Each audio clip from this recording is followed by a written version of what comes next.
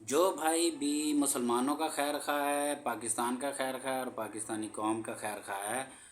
اسے اتنی بات سوچنی چاہیے آج تک کہ جو بھی گورنمنٹس میں پارٹیاں آئی ہیں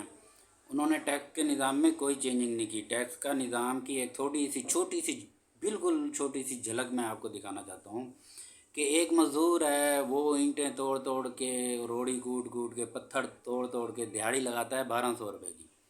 اور اگر اس کو خدا نخواستہ اس کا کوئی بچہ کوئی مسئلہ مسائل بن جائے، وہ ڈاکٹر کے پاس جاتا ہے، بچہ بیمار ہو جائے، کوئی بھی مسئلہ بن جائے، اللہ نہ کرے اسے وکیل کے پاس جانا پڑے، تو آپ کو پتہ ہے اس کا کیا حشر ہوتا ہے۔ ڈاکٹر کے پاس بھی چلو اگر وہ گیا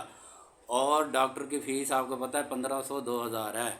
اس نے 1 سیکنڈ کے لیے قلم چلایا، 1 منٹ کے لیے چلایا اور اس نے 2000 روپے اس سے لے لیے، دہاڑی تو لگائی اس نے 1200 روپے کی، اس نے 2000 روپے لے لیے، دیہڑی تو اس کی وہیں پر ختم، دیہڑی گئی۔ اب اس نے جو اسے 1200 کی اس کی دیہڑی تھی، 2000 روپے لے لیے، 1500 یا چلو 1200 لے لیے، اب 1200 کی اس نے دوائیاں لکھ دیں مزید، اور آپ یہ سمجھیں کہ 1200 میں سے وہ دوائیاں جو تھی اس کی اصل قیمت تھی 200 روپے، 1000 روپے اس پہ ٹیکس تھا، جو 1000 روپے گورنمنٹ کے پاس جانا تھا، اور اس مزدور سے لیا جس کی دہاڑی 1200 روپے، اس سے 1000 روپے لے لیا۔ یہ جس نے بھی یہ ٹیکس لگایا لیا، جس نے وصولی کی، اس سے اللہ نہیں پوچھے گا، اس سے میں نہیں پوچھ سکتا، تو اللہ بھی نہیں پوچھے گا مرنے کے بعد۔ وہ جس نے ٹیکس وصول کر کے اس گورنمنٹ کو دیا،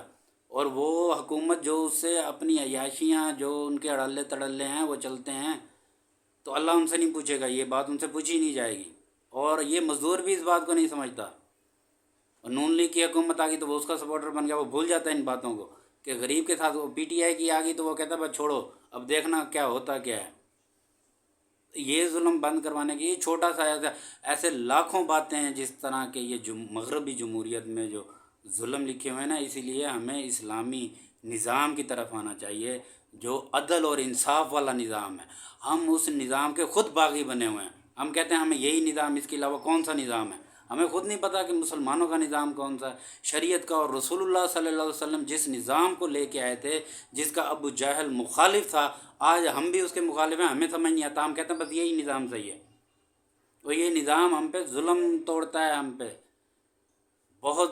ظلم کرتا ہے یہ نظام۔